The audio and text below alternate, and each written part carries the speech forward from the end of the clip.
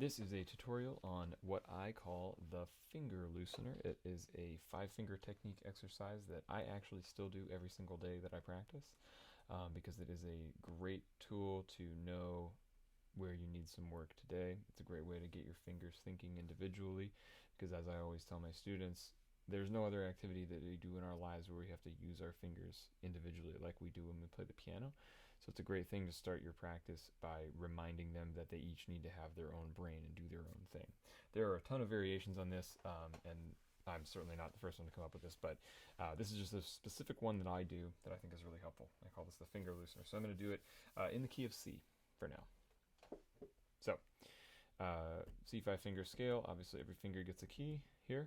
And speaking in scale degrees, it goes like this. 1, 2, 3, 2, 3, 4, 3, 4, 5. I'll do that again.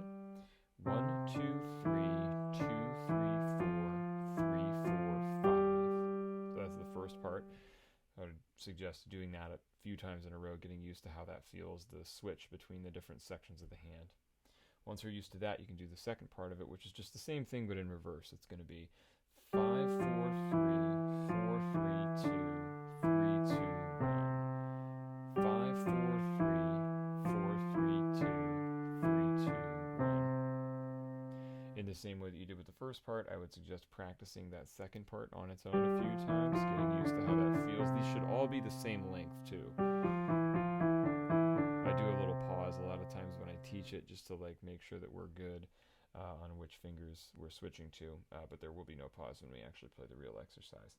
Once you're really comfortable ascending and then descending, add them together. It gets tricky here because the first note of part 2 is the last note of part 1 and so on. So it goes as a continuous circle. I actually used to call this the revolving door for that reason. So I'll do it really slowly and I'll kind of speed it up.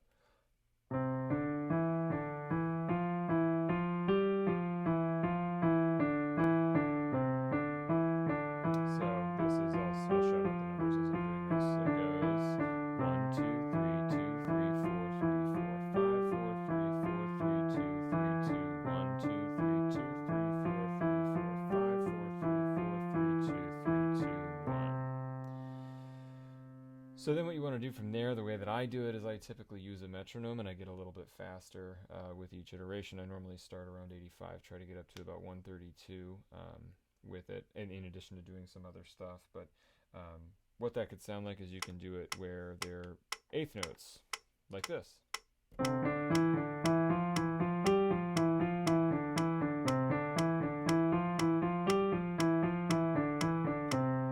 You could do them where they're 16th notes, like this.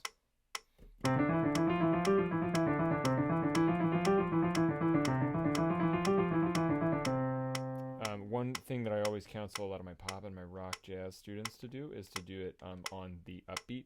So rather than doing it where the metronome is hitting every single downbeat and we're squarely with the metronome, it's more like a snare backbeat in a rock tune or something like that. So you think of this as 2, 4, 2, 4.